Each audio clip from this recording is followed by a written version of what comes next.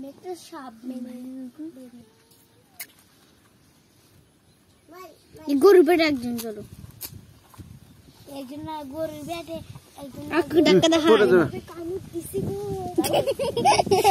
আমি গরু খাই